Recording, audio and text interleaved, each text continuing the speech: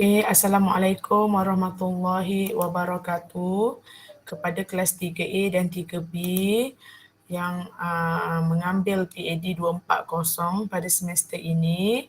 So, Assalamualaikum dan selamat petanglah Meda ucapkan di hari-hari yang kita kata sejuk, lembap-lembap ni sedapnya tidur di petang Khamis. Tapi tak boleh, kita kena kelas. Alright.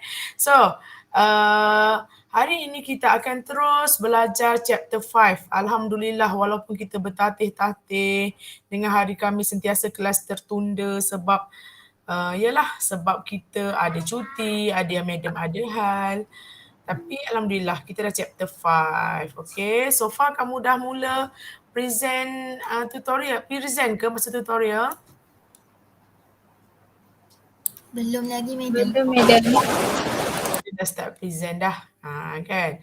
So Meda harap semuanya dipermudahkan lah. Okay, kelas A dengan kelas B tutorial dengan siapa ya? Miss Azli. Miss Azlin. Okay, alright. Okay, tak apa. So hari ini kita akan belajar chapter apa?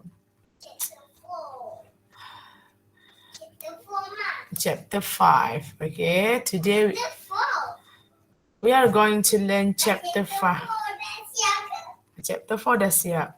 We are going to learn. No, we are about to learn. Hari ni belajar chapter 5. Tajuk dia Political Party. Party. Bukan helikopter. Suka sangat. Lah, Meda sekarang tengah duduk kat kampung sebenarnya. Tapi sebab orang kata Madam Roslinda. Terus kena seru kan. Roslinda, jangan lupa tick attendance. Susah kalau tak tick. Okay. Okay, Assalamualaikum semua. Hari ini kita akan belajar tentang political parties. Okay, which is in topic 5. Okay, in this chapter, you are going to learn about the definition and functions of political parties. Okay, and then we are going to look deeper on the origins of political parties, where these political parties come from.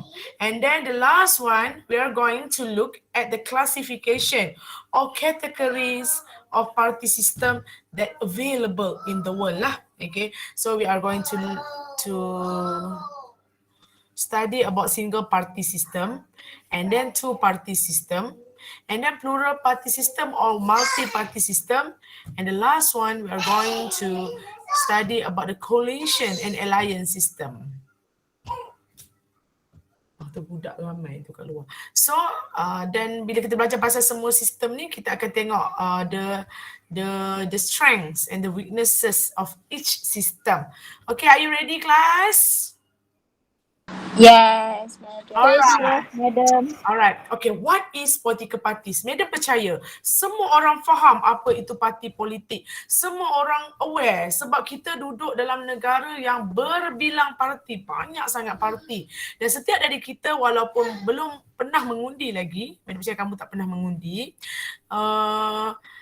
orang kata tahu at least satulah parti politik dekat Malaysia ni. Okay, jom kita tengok apakah maksud parti politik. Okay. Alright, political parties are voluntary organizations that link the people and their government. Okay, parti politik adalah organisasi yang dibuat secara sukarela that link the people and their government. Okay, so nampak tak kat situ? Satu organisasi yang dibuat secara sukarela, ini ditubuhkan kerana mereka rasa nak tubuhkan, dan ianya menghubungkan antara rakyat dan kerajaan. So antara rakyat dan kerajaan, there is political parties. So the political parties will try to voice out what people needs, okay, to the government. Okay, parties, okay, parti itu recruit candidates and campaign to elect them to public office, and they mobilize people to participate in selecting government leaders. Okay, parti ni dia akan recruit, dia akan latih calon, dan dia akan menjalankan campaign supaya mereka ni dapat jawatan dalam jawatan public office lah, menteri, alright, kabinet, okay, dan ataupun orang kata menjadi ahli parlimen, itu panggil public office lah, jawatan dalam kerajaan. Dan bukan setakat itu, mereka juga ataupun parti politik ni, dia akan menggerakkan rakyat untuk terlibat dalam memilih pemimpin-pemimpin kerajaan. So kalau kamu tengok betapa pentingnya ada parti politik, especially jika kita nak lihat demokrasi lebih mekar dan subur. Okay? So, definisi yang kedua, a political party can be defined as an organized group of citizens who hold common views. Nampak tu? Ini boleh didefinisikan sebagai satu grup rakyat. Okay, tak kisah ada orang yang nak masuk, dia tak masuk, tapi dia adalah sekumpulan rakyat yang mempunyai pandangan yang sama untuk hal-hal yang berkaitan dengan kehendak awam, public question. So it means that maybe that satu party believe that PTPN should education should be free. There will be no PTPN, okay? And acting as a political unit seek to obtain control of the government. Mama tu madam kan? Mama madam. Esok? Tak. Cuba tengok cerita. Tu kerja ayah. Oh, so kerja ayah. So kena diam sebab Mama tengah belajar ni. Esok baik. Okey, salam Mama. Tapi apa? Dia orang buat cerita. Lepas ni Mama hantar. Kalau lambat lagi usuk kacau Mama, lambat lagi habis ni. Kalau lambat lagi habis ni, lambat kita boleh main bola. Cepat. Mama boleh. Kita tak jual. So ambil kunci tengok juga lompat situ. Ya Allah, hebatnya. Cuba tengok laptop usuk. Ada cerita apa dah? Mama ada macam dengar cerita sedap je tu. Cerita sedap tu. Okey. Tu tak. Dia akan usuk begitu. Okey, jadinya dalam satu parti tu dia mesti pendapatnya sama. Kalau pendapat tak sama, itu jadi parti berpecah belah tu. Dia tidak mempunyai common views dah. Common views maknanya pandangan yang sama lah. Dan mereka ni, parti politik ni, dia akan bergerak sebagai satu political unit to obtain control of the government. Please highlight this. Parti politik bukan buat saja-saja untuk orang kata saja-saja suka-suka. Ianya dibuat atas tujuan untuk mendapatkan kuasa dalam kerajaan. That's why they will participate, in election, because mereka rasa bila mereka dapat jadi kerajaan, then barulah mereka dapat meneruskan program dan polisi yang mereka dah war-warkan. Itu adalah definisi yang diberikan oleh A.C. Capone 1984. Okey, tengok pada elements of parti politik. Parti politik ni dia kena ada beberapa elements yang orang kata barulah menyebabkan yang dia boleh orang kata jadi parti politik. Kamu tengok kat sini kita ada 5. Yang pertama sekali, sekumpulan orang. Parti politik tak boleh ada seorang, dia at least kena ada 7 orang, sekumpulan orang yang mempunyai yang orang kata setuju pada satu prinsip asas. Maknanya kalau dia tidak setuju antara satu sama lain, dia tidak berduduk dalam satu kumpulan, betul? So ada hantu belakang tu. Yang kedua, the people holding similar views that are duly or properly organized. Dan orang yang duduk dalam parti politik tu, dia kena ada pendapat yang sama, yang organized kan, yang disusun dengan elok lah. So maksudnya apa? Mesti diletakkan dalam satu manifesto. Dia akan war-warkan. So it means that that views are properly organized. Dia akan buat satu website, dia akan cerita apa visi dan misi parti. Kalau kamu boleh layari banyak. Media rasa Barisan Nasional adalah salah satu parti yang very strong, very good in terms of dia punya website. So bila kita tahu apa yang dia nak lah, apa dia nak buat. The members are able to formulate a clear and specific program. Elemen yang ketiga adalah ahli-ahlinya mestilah berupaya untuk membuat satu program yang clear dan spesifik untuk diletakkan. Before the electorate to win, untuk diletakkan, untuk diberitahu kepada pengundi-pengundi supaya pengundi ini dapat mereka tawan undiannya. Dan Jangan sekadar letak je program, jangan sekadar kata-kata saja. Mereka mesti berusaha sedaya upaya, all possible means, maknanya mana-mana orang kata kaedah pun, mana-mana cara untuk memastikan program tu berjalan. Okey, itu elemen yang ketiga. Yang keempat, yang keempat, the confirmation to constitutional means to carry out their policies. For example, elections and legislatures lah. So it means that mereka ni, parti politik tu mestilah conform. Conform tu mengikut atau patuh kepada perlembagaan. Patuh kepada perlembagaan untuk menjalankan ataupun melaksanakan polisi-polisinya. Contohnya kalau dia nak terpilih, nak supaya polisi dia menjadi kenyataan, first they have to melalui election, menang dan menjadi ahli parlimen. Barulah boleh polisi yang mereka rancang tu berjalan lancar. Itu yang kita maksudkan dengan patuh kepada perlembagaan. Okey, seperti mana yang kamu semua tahu, pasal legislature dan juga pilihan raya, termaktub jelas dalam perlembagaan persekutuan. And then elemen yang kelima adalah they must have efforts to promote national interest. Maknanya dia kena ada usaha untuk menegakkan kepentingan negara. So it means that dia kena lihat satu isu itu as a whole. Janganlah dia tengok hanya pada pengundi dia saja, hanya pada tempat dia saja, kawasan dia saja. No, ianya kena mencapai, cuba sedaya upaya dia punya niat tu untuk melihat orang kata kebaikan untuk negara. Itu elemen yang perlu ada, untuk menjadi sebuah parti politik. Dan parti politik ni juga dia ada kepentingan dia. So apa pentingnya parti politik? Yang pertamanya, they provide the means which enable the machinery of the government to work. Mereka menyediakan satu cara yang membolehkan jentera kerajaan untuk bergerak. Yes, tanpa parti politik tidak akan muncul menteri-menteri yang terpilih untuk menggerakkan jentera kerajaan. Because Menteri Kesihatan, Perdana Menteri, semua itu adalah datangnya daripada parti politik. Barulah jentera kerajaan bergerak kerana kita ada jemaah menteri. Media percaya kamu dah belajar dalam PAD 102, we have the menteri, and di bawah menteri kita ada jabatan-jabatan, dan setiap jabatan tu dia ada orang, dan kita juga ada macam intan, mampuas. So ini adalah jentera-jentera kerajaan yang bergerak untuk memastikan negara terus maju ke hadapan. So dari mana datang orang-orang ni? Yes, daripada parti politik tu.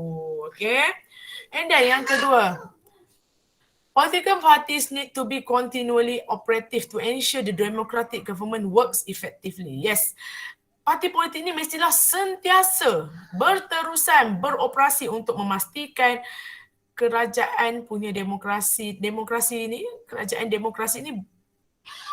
orang kata terus hidup. Sebab tanpa parti politik, siapa pembangkang, siapa kerajaan, tak adalah demokrasi. Because demokrasi ni ciri-cirinya ada parti politik, ada kerajaan, ada pembangkang. Pembangkang pun dia ada dia punya fungsi dia, iaitu mengkritik. Tapi kita lebih suka kalau kritikan membina lah.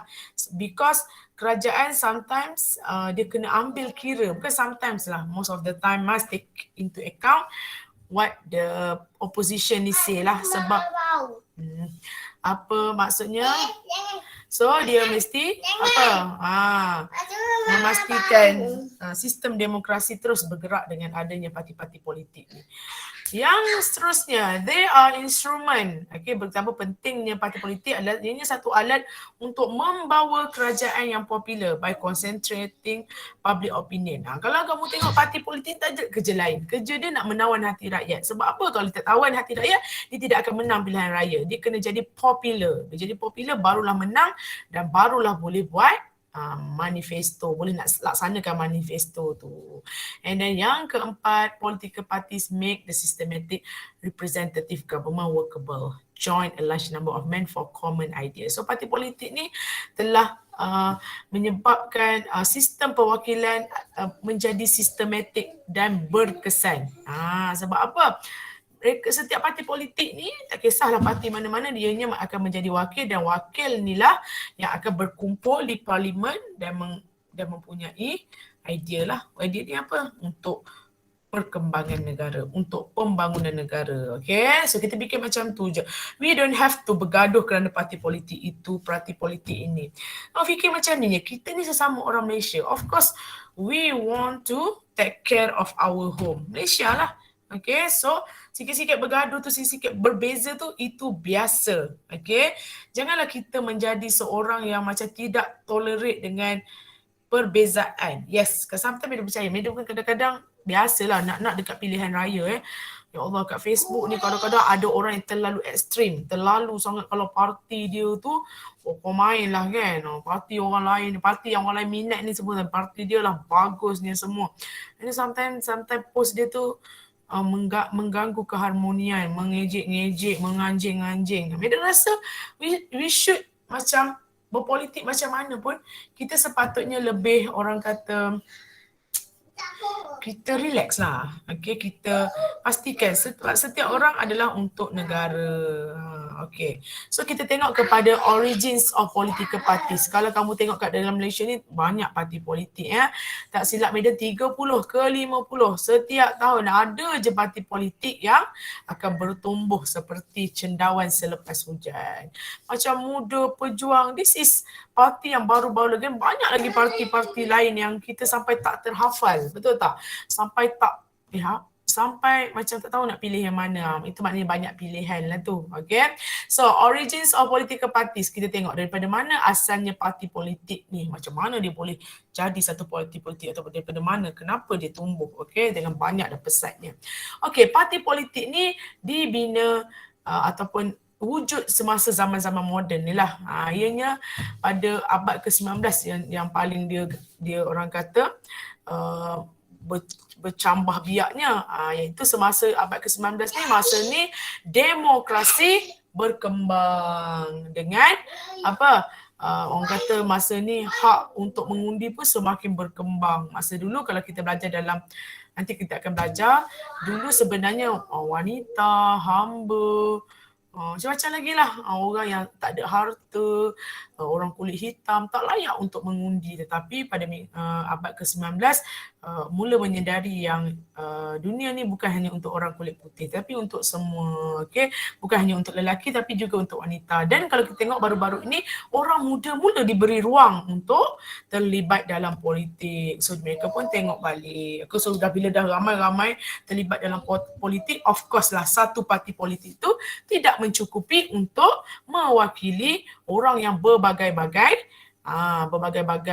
minat, berbagai-bagai demand. Pernah tak kamu rasa parti politik yang ada di Malaysia ni, kamu rasa kamu suka sebahagiannya tapi sebahagian lagi kamu rasa macam tak suka. Kamu suka parti ni tapi kamu tak setuju pula yang ni. So itu yang sometimes kita rasa nak buat parti sendiri. Okay? Sebab orang kata negara kita pun menghargai kebebasan untuk berpersatuan. Itu juga termaktub dalam termaktub dalam perlembagaan. Okey, Meda tak tahulah kenapa hilang bila masuk dalam masuk dalam Google Drive ni. Tapi tak apalah, still lagi ada kat bawah. So actually we have seven origins of political parties. Okay, masih lagi clear ke suara Madam? Clear, Madam. Nota Madam clear ke?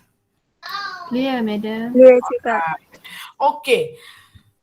Origin yang daripada mana asal usulnya parti politik? Yang pertama sekali, development of interest group. Okay, apa tu interest group, Madam? Okay, macam DPAD, macam apa lagi?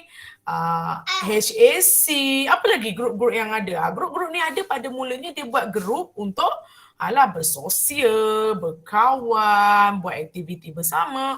But pada satu extent mereka mula merasakan yang mereka boleh untuk mendapatkan kuasa dalam kerajaan.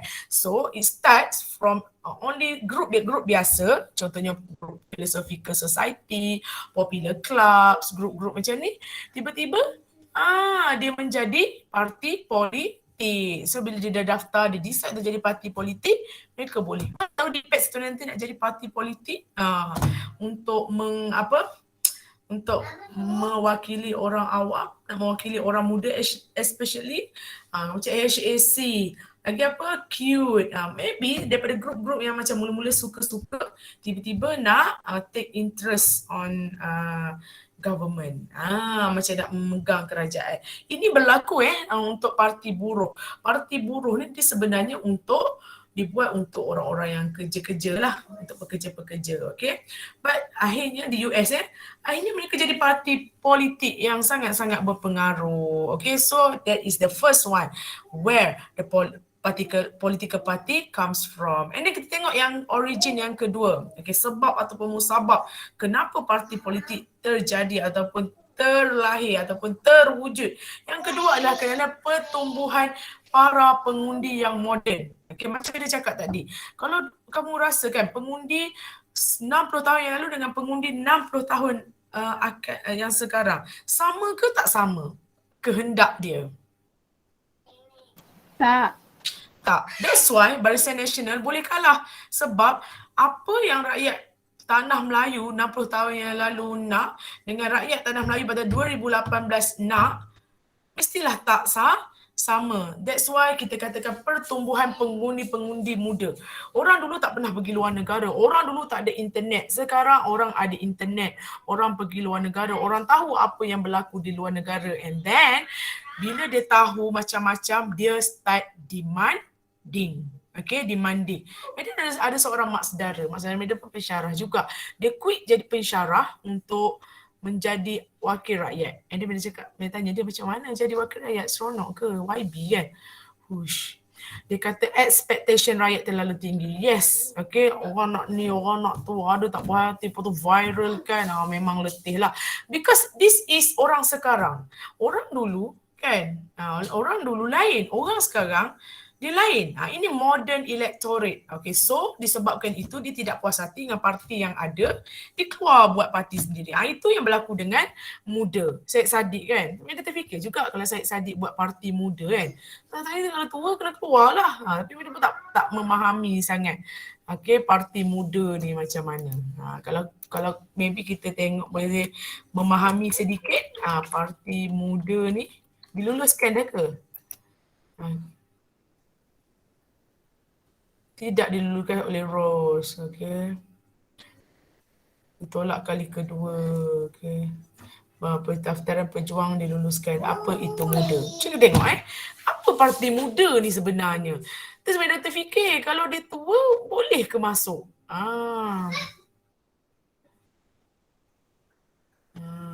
Dia ada 12 arah ahli.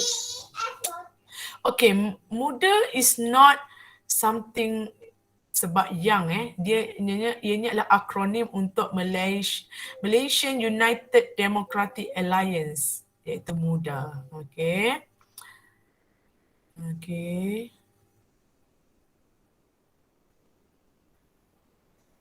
Okey, tapi memang difokuskan apa ni, usahawan muda, sosial kaum muda, belia.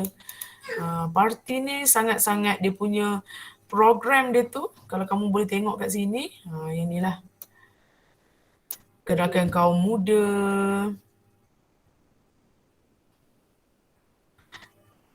Muda menongkar muda sentiasa. Maksudnya kalau kita tua pun kita kena anggap diri kita muda lah. 5 asas muda, perwakilan demokratik, keadilan ekonomi, politik baru, martabat manusia, parti untuk semua rakyat Malaysia.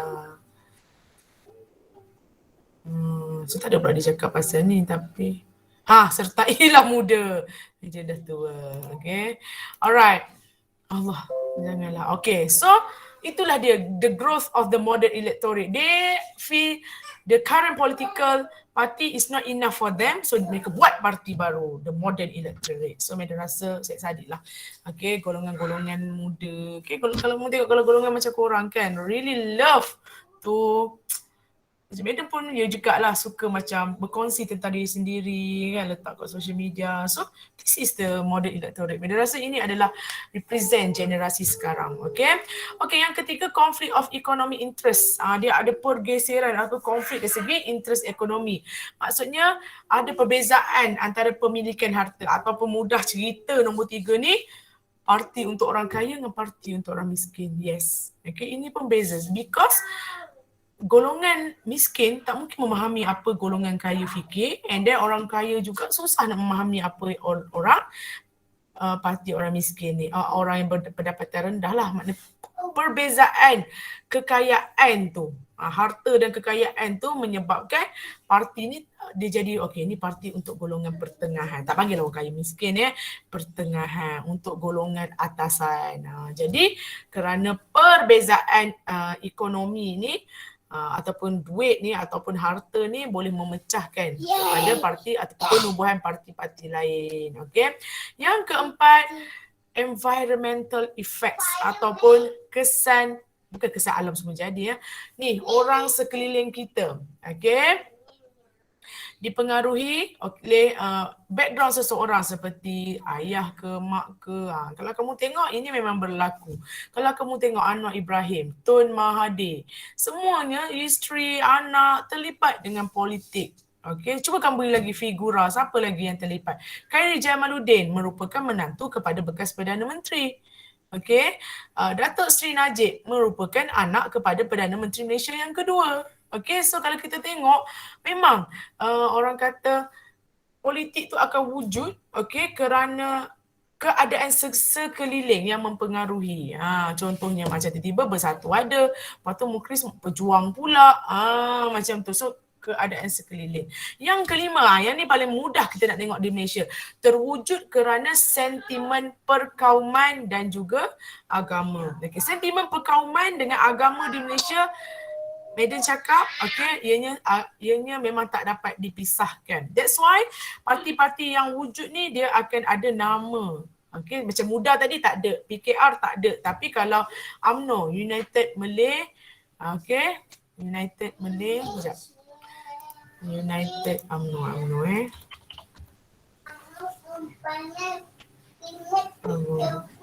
United Malays National Organisation. So bila letakkan nama Malays, so it means that dia represent one kaum lah. Betul tak? Okay, so apa lagi? Kalau agama, siapa? Parti apa yang ada agama dalam tu? PAS, betul tak? So kalau MIC pun Indian, MCA Chinese. So kita ada juga banyak parti. Okay, kalau kamu boleh tengok kat sini, bukan sekadar orang Melayu dan Islam saja yang menggunakan sentimen perkauman dan agama. Cuba kamu tengok list of parties in Malaysia. Ini kalau kamu nak tengok, dia ada dekat SPR. Okay. Okay, tengok ni. Malaysian United Indigenous Party. Ini Pribumi Bersatu pun Pribumi. Okay. Suruhanjaya Pilihan Raya, Library of Congress. Okay, so ada nanti susah pula nak cari ni. So memang ada. Okay, parti-parti Punjabi, mana pernah baca Sing. Okay, so memang ada parti-parti yang mewakili kaum kerana memanglah parti ni wujud daripada sentimen agama dan juga kaum. Okay.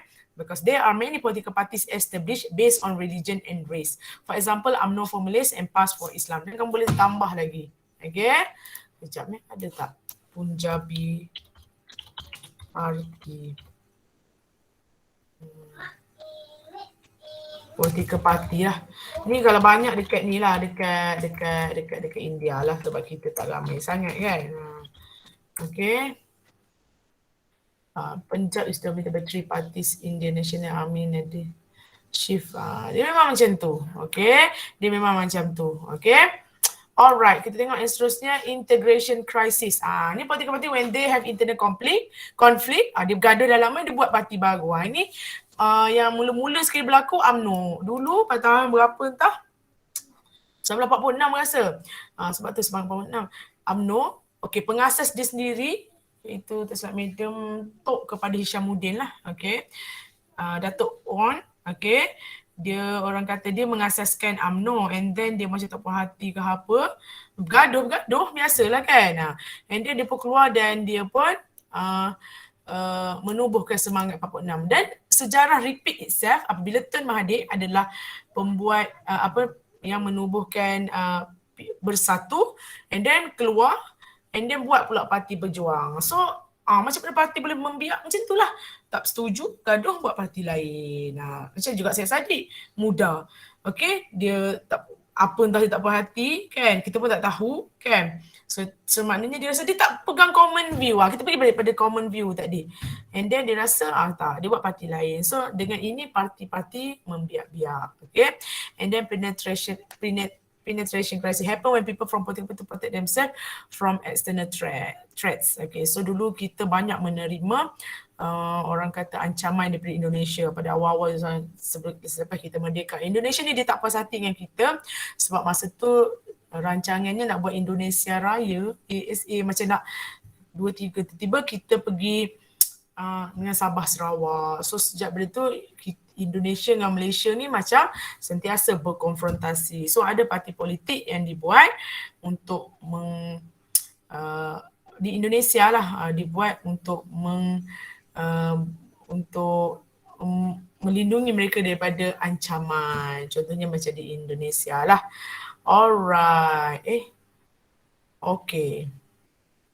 So kita tengok kepada fungsi-fungsi political parties. So are you still with me class? Ke dah pening kepala? Yes, madam. Okay, kita tengok apakah fungsi-fungsi parti politik ni. Mari cerita secara gembira-gembira je lah. Okay. Tidur dah usuk guys, tidur dah. Main seseorang, kesian dia.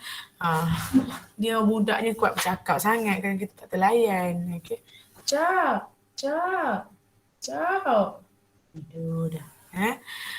Okay, yang pertama sekali adalah a link between people and government. Okay, memang tak dinafikan lagi. Kalau kita takkan nak naik ke atas, tapi kalau kita ada wakil rakyat yang duduk kat parlimen, insya-Allah lah dia akan suarakan hak kita. Okay, so Medan harap, so kita akan ada pemilihan MPP lah lagi 6 hari kan. 1/22 macam tu kan. So Medan harap inilah yang akan, kalau kita tengok kita dah praktis sebenarnya sejak pada kampus lagi. Okay, so maknanya orang kata parti politik ni berfungsi untuk menghubungkan antara rakyat dan kerajaan. Itu yang pertama ya. Yang kedua, aggregation of interest. Okay, aggregation kat sini bermaksud dia nak kumpulkan semua interest, semua kepentingan. Okay, so sometimes tak bolehlah kita nak memenuhi impian semua, tapi dia kumpulkan and then dia akan come out dengan satu solution untuk orang kata paling tidak sikit-sikit rasa. Okay, so itu maksudnya aggregation of interest, dan itu yang parti politik buat. Dia dengar daripada semua orang and then they try come out dengan perkara yang boleh memuaskan hati semua orang, iaitu win-win situation lah. Maybe tak dapat seperti yang kita nak 100%, but at least kalau 70% ke, okay dah. Okay. Yang ketiga, political socialization. Okay, parti politik lah tempat dia akan rekrut. Okay, dia punya ahli, dia jadi ahli politik. Contoh macam Tun Mahathir, tak silap madam, yang menjadi mentor dia adalah ayah kepada Datuk Seri Najib So dia kata bersama mentor, inilah orang yang mengajar di politik. So macam kita lah kan. Of course lah bila kita masuk politik, of course kita macam tak tahu.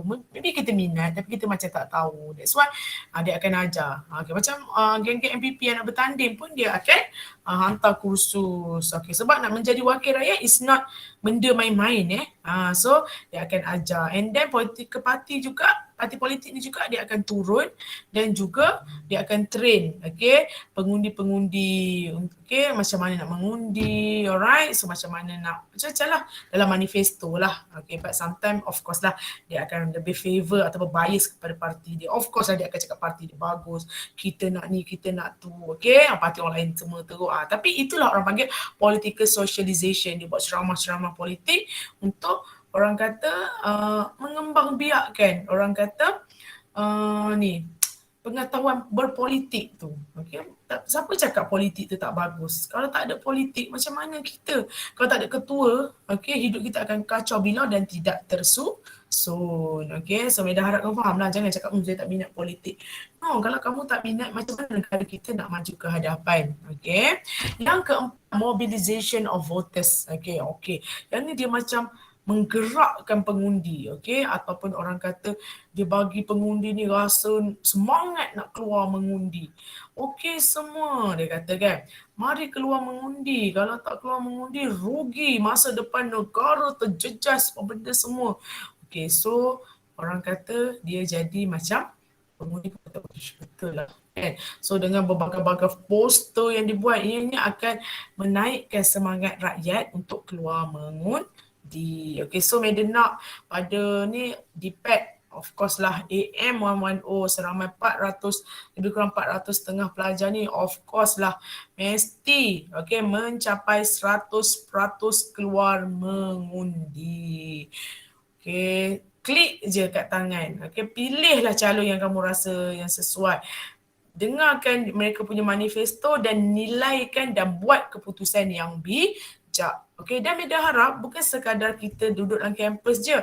Satu hari nanti kamu akan keluar dan kamu akan menjadi pengundi yang akan menentukan masa depan negara. Betul? Dan Meda harap kamu berasa ni lah, bertanggungjawab lah. Malas lah balik mengundi, cuti dah habis. Malas lah habis duit minyak je. Tak boleh sebab ini tanggungjawab kita walaupun tak dipaksa. Tapi kalau kita tak keluar mengundi ni berat sangat lah. Macam tak cara langsung hal negara. Okay. Yang kelima, forming a government. Okay. Fungsi kerajaan adalah untuk membentuk, fungsi parti politik adalah membentuk kerajaan. Siapa yang akan membentuk? Yes, the party that have majority support. Yang menang ketika pilihan raya. Itulah yang akan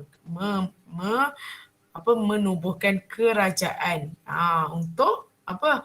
Untuk membawa negara lebih ke hadapan. So kita janganlah terlalu emosi bila mana-mana parti menang.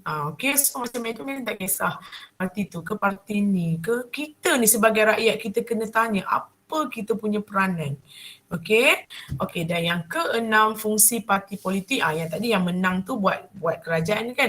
Yang kalah tak bermaksud hidup dah berakhir, sedih. No, ianya akan menjadi pembangkang yang viable, yang boleh kita sangkutkan, because pembangkang akan melihat, mengkritik, membina kepada kerajaan dan dianya akan menjadi check and balance. Okay, so kalau pembangkang dah kalah, sedih, merajuk, tak nak pergi persidangan parlimen, jadi demokrasi itu tidak berfungsi. Okay, so opposition pun penting. Alright, so faham ya? Kalau madam tanya dalam test ke apa, apakah fungsi parti politik? Inilah jawapannya, 6 ni. Alright, so faham ke kelas?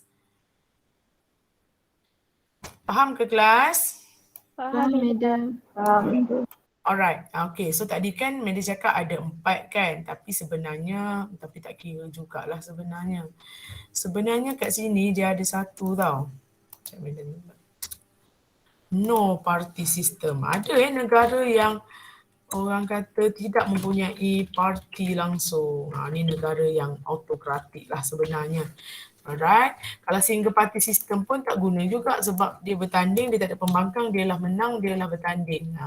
Seolah-olah macam wayang saja membuat pilihan raya. Okay, tidak ada persaingan. Okay, dan tidak ada pilihan. Dan bila tidak persaingan, dia akan jadi complacent lah. Complacent ni selesa. Okay, kita akan pergi kepada subtopik yang terakhir, iaitu ada sebanyak 2 page, 3 page. Okay, 3-4 page lah Meda akan terangkan secara cepat dan menenangkan dan menyenangkan lah, yang nyaman gitu orang kata. Okay, kalau kita kat sini dia ada klasifikasinya, iaitu no party system. Okay, yang macam Meda baru tambah tadi, dia ada sebenarnya tapi macam tak berapa nak sangat lah. Okay, single party system. Okay, satu sistem di mana hanya satu parti saja ada.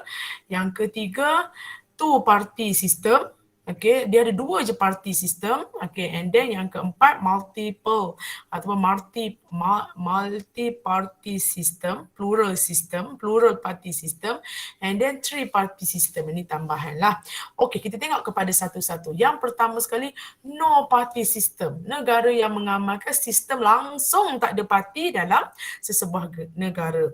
Although most countries possess political party, some countries have none. Okay, ada negara yang tidak ada parti langsung.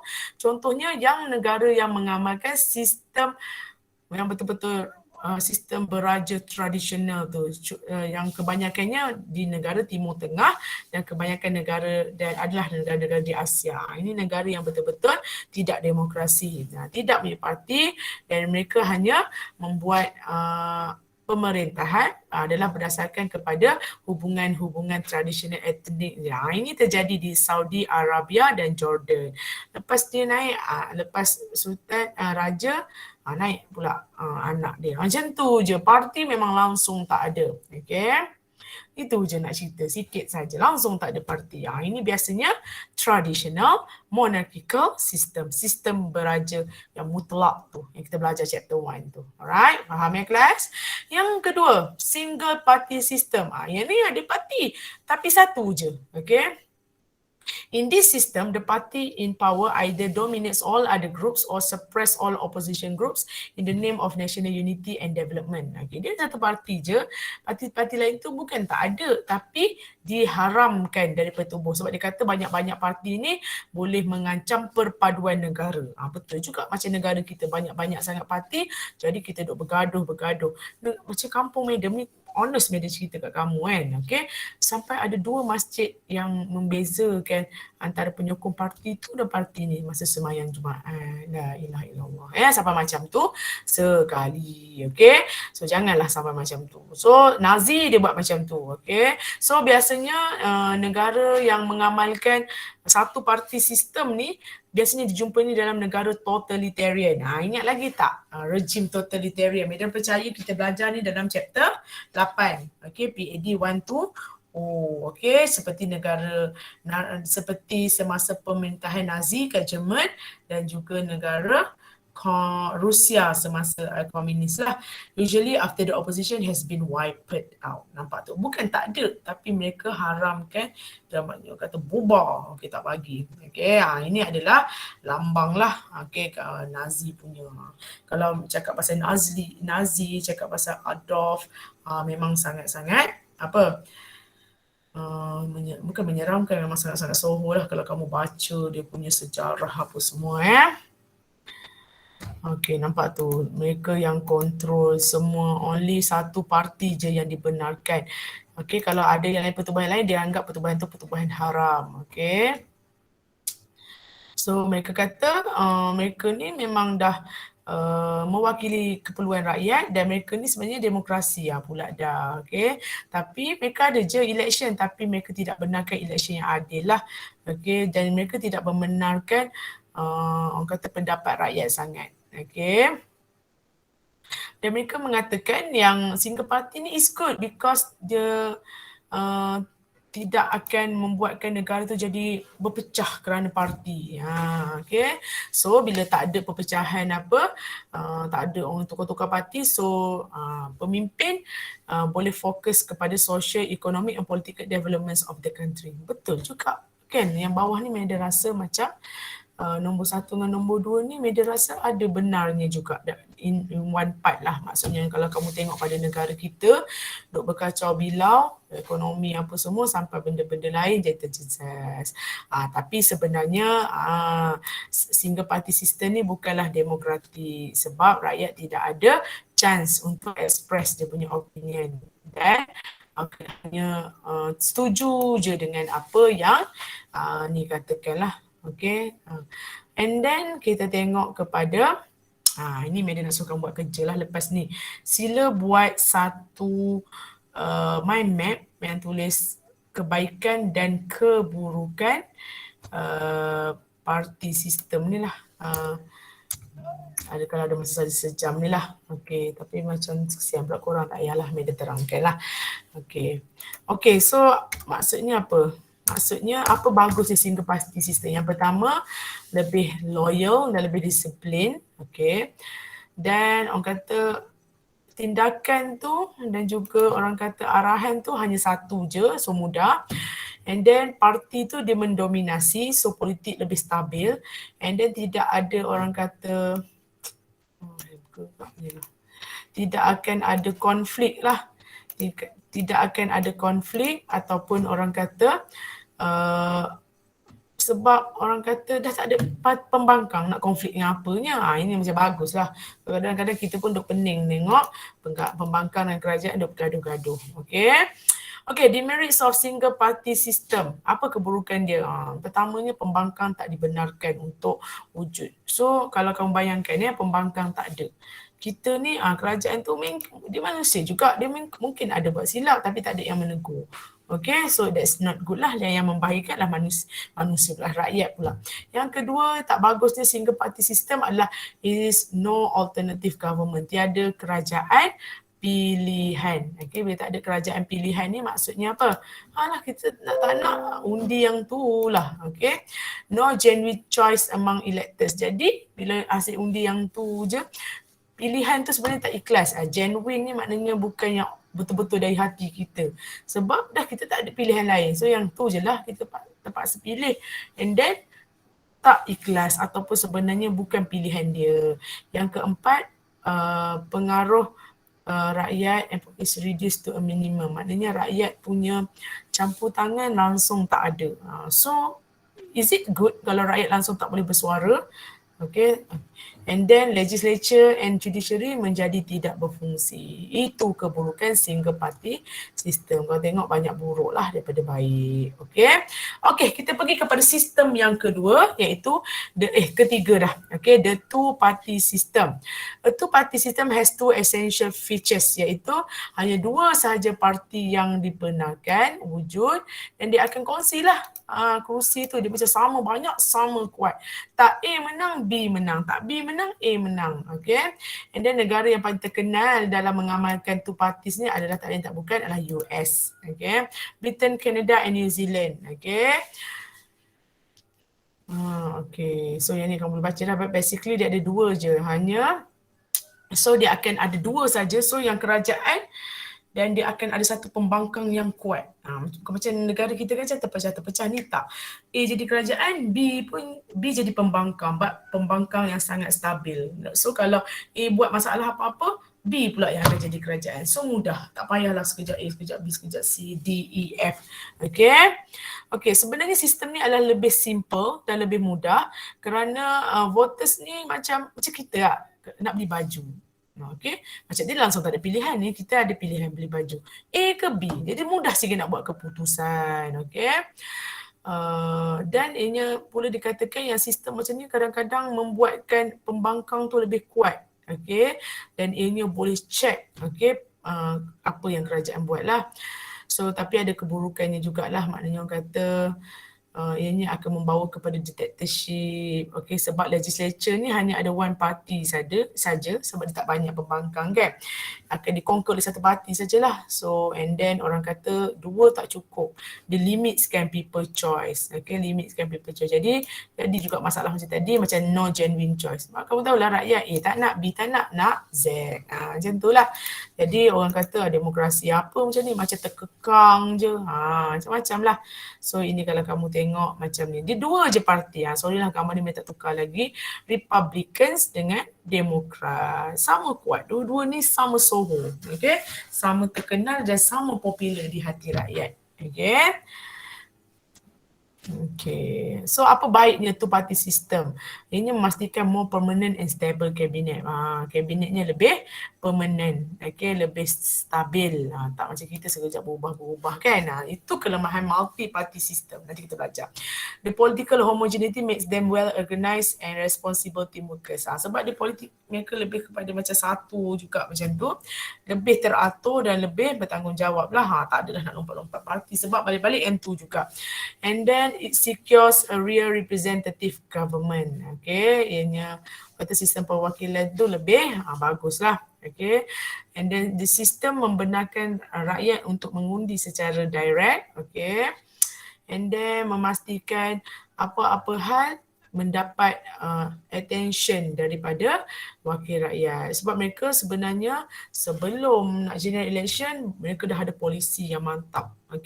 Sebab jadi je kerajaan terus jalankan saja polisi tu. Bukanlah masa tu bukan kitab suci lah. Masa tu kita janji macam ni. Lepas tu kita macam dah jadi kerajaan baru kita tahu tak boleh buat.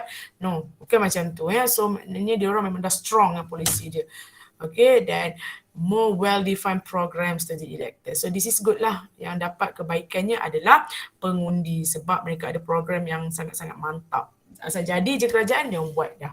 Okay, tapi masih jugalah ada kelemahan dia, bukan keburukan lah. Media suka nak cakap kelemahan. Sebab satu benda tu mesti ada baik dan buruk dia ataupun lemah dia, kekuatan dan kelemahan dia. Yang pertama sekali macam dia cakap limited choice. A tak nak, B tak nak, rupanya nak Z. Macam tu kan. Yang kedua, bi-party system ni dia menyebabkan legislature nampak lemah. Okay, macam tak berapa bagus and then akan menyebabkan dictatorship of the cabinet. Kamu tengoklah bagaimana orang US terlampau presiden sangat kan. Jadi presiden nampak macam berkuasa sangat. Okay. It divides political life into two parties and deny representation to many interests. So hanya dua lagi. So cukup kedua tu. Takut dia deny ataupun orang kata ignore interest orang lain sebenarnya. Okay. And then it creates strong party prejudice. Prejudice lah ada A, B, B, A. Empat dua orang tu lah. And then sangat rigid lah. Okay. And then orang kata free expression tu sebenarnya kurang ada bila parti terlalu dua je. Alright. Itu kekuatan dan kelemahan two party system. And then kita pergi kepada multi party system. Ini paling mudah kamu nak faham sebab ini sistem kita. Okay. Yang sistem di mana no party is able to obtain the majority in the legislature to enable it to form a government. Dia tidak ada satu parti pun yang ada majority. So itulah sebabnya kita kena buat itu yang saya cakap parti perikatan ataupun kamu cari perkataan ni.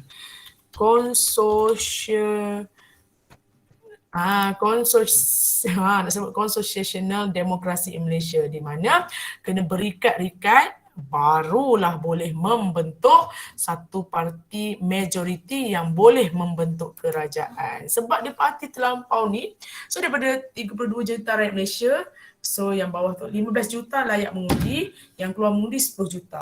So dalam 10 juta tu dia akan terpecah kepada berbagai-bagai parti dan tak kurang juga yang mengundi parti yang tidak glamour apa benda semua kan.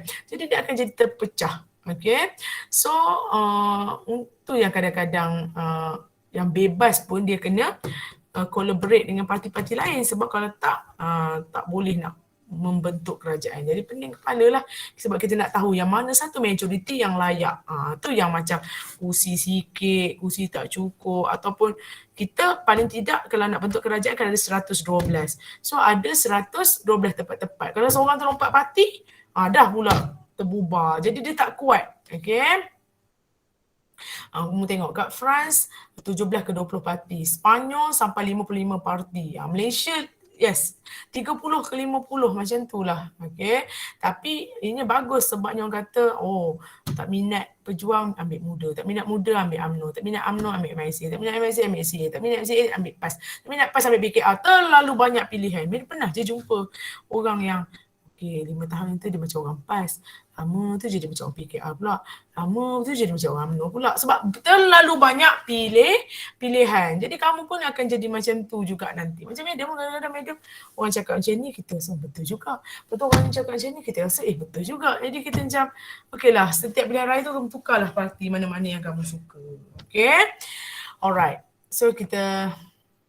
tapi nampak di Italy has many party and has not been able to keep any government in power for a long time. Italy ni ada banyak parti dan satu parti tu tak boleh duduk lama-lama. Kamu rasa bagus ke tak satu parti politik tu memerintah? Bukan media nak cakap. Kalau terlampau bertukar-tukar sangat pun, kan, sekejap ni, macam mana satu polisi tu nak berjalan? Betul tak? Baru nak buat, tak jadi, buat lain pula, dah lah membazir, kan? Sebab itulah Masa Barisan Nasional memerintah Malaysia selama 60 tahun dan akan nampak efek sebab polisi tu kita tak nampak esok terus. Okay? Macam PKR, Pakatan Harapan, bila dia menang, 3 tahun untuk bergaduh integration crisis, bergaduh dalaman tu. Okay kan? Jadi apa benda yang dia buat tu, yang dirancang nak buat tu, baru jalan sikit, dah tak jadi. Okay? Okay, so Netherlands, Sweden dan Norway adalah negara yang ada stable multi-party coalition that govern effectively. Tapi bukan nak kata negara ni negara yang berjaya mengamalkan multi-party system dan dalam yang masa sama dapat juga memerintah secara ni lah secara efektif lah. Macam Malaysia pun macam tu. Until recently kita jadi tak stabil, okay. So kita tengok. Okay, tapi bukanlah kerana number of parties, bukanlah salah satunya sebab kenapa kabinet tak stabil. Ini juga bergantung kepada culture politik. Sejauh mana kita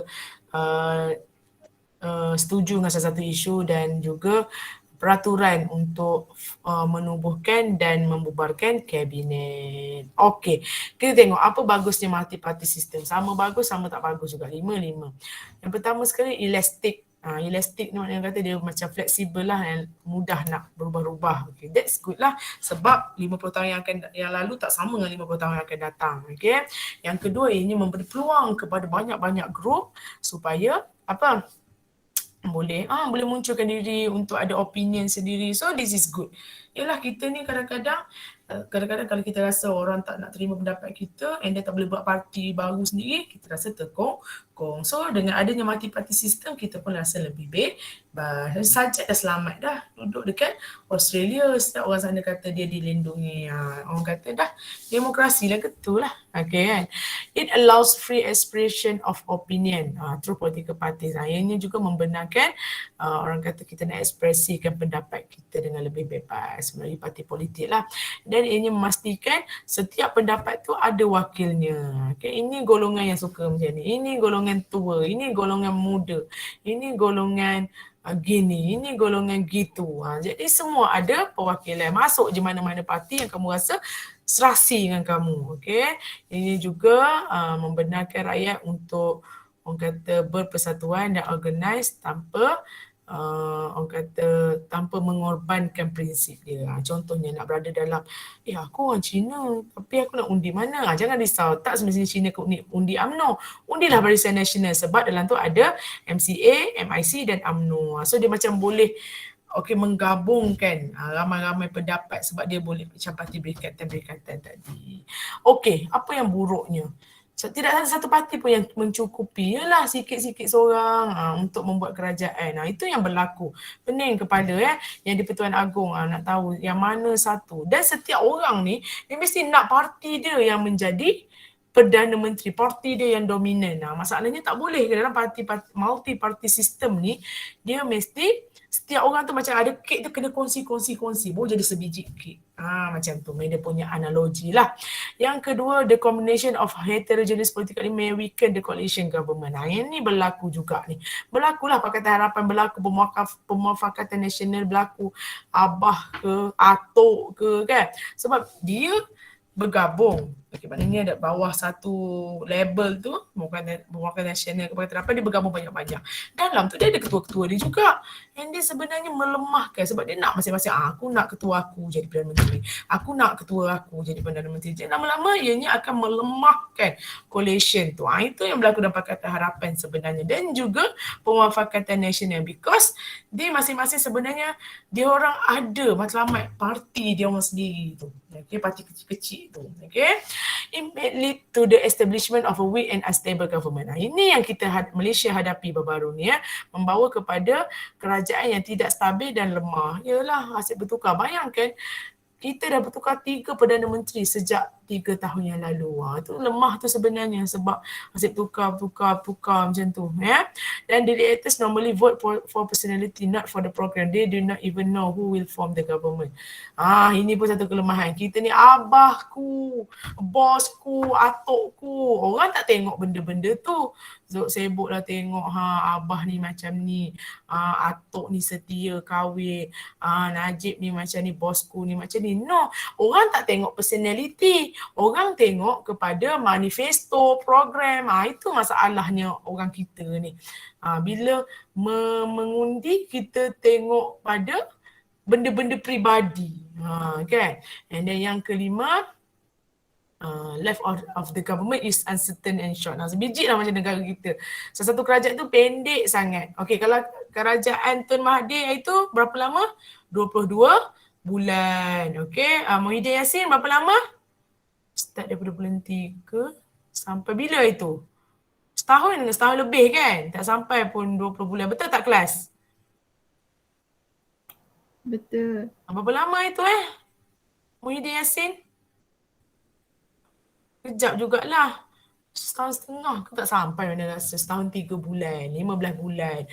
Media Yasin ni tunggulah pula benda lah lagi. Tapi dengar macam okey sikit. Nampak macam orang pun malas dah pening. Okay, tunggu je lah pilihan raya yang seterusnya. Alright, Allah hilang pula nama-nama ni. Okay, ni antara parti-parti yang sempat Meda tulis lah. Untuk untuk ni. Okay, macam ni kan. PAS, dia PAS je lah. Ni PAN. Okay je lah.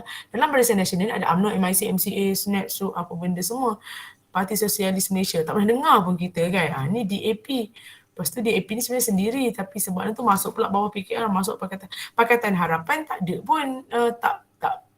Tak berdaftar pun, dia guna satu bawah Parti Keadilan Rakyat yang itu. Parti Warisan Sabah, Parti Peribumi Bersatu Malaysia. Ini antara parti-parti politik yang wujud di Malaysia. Alright, habislah chapter 5. Semua okey ke? Faham ke? Faham, Madam. Alright, okay, so nampak tak soalan choose A or B ni? Boleh ke kalau kamu buat 20 soalan je sementara nak habis pukul 4 ni? Boleh ke? Boleh, Madam. So Madam ada juga check. Boleh, Madam. Okay, check juga Madamnya. Tengok yang ni, okay, kelas A ramai ke buat? Adalah 1, 2, 3, 4, 5, 6, 7, 14, 21 orang. Cukup ke? Ada ke yang tak buat ni? Yang ni berapa orang? Buatlah latihan. Lepas habis belajar tu buat latihan. Barulah kamu dapat memantapkan kamu punya ingatan dan kefahaman. Okay? Tengok ni. Nanti habis semua topik kita boleh bincang satu persatu. Sekarang ni kamu nak memastikan apa yang kamu belajar tu ada. 3A dia start ni sikit je ni. 14 orang je. Mana lagi ni? Okay. Chapter 2 ni tengok. Ada pula. Ni ramai. Okay. 3B. Ni okey lah. Mula-mula dulu semangat lah. Kan? Sekarang ni di bawah hujan lah. Okay, tengok 3A. Semangat awal-awal dulu. Sekarang je hilang. Okay, so boleh ke kalau Meda expect untuk kamu lengkapkan pada yang tak lengkap lagi, nanti kan Meda check pula tak ada. Dan tak nak lah marah-marah. Okay. So boleh tak chapter 4 siapkan, chapter 5 saya siapkan sebanyak mana yang kita dah belajar. Boleh ke kelas? Boleh, Madam. Buatlah create lah group tu. Okay semua, tak ada apa dah. Kita berjumpa lagi minggu depan ya. Okey semua, Assalamualaikum. Waalaikumsalam. Waalaikumsalam, Madam. Terima kasih. Thank you, Madam. Thank you, Madam. Thank you, Madam. Thank you, Madam. Okay. Thank you, Madam. Alright.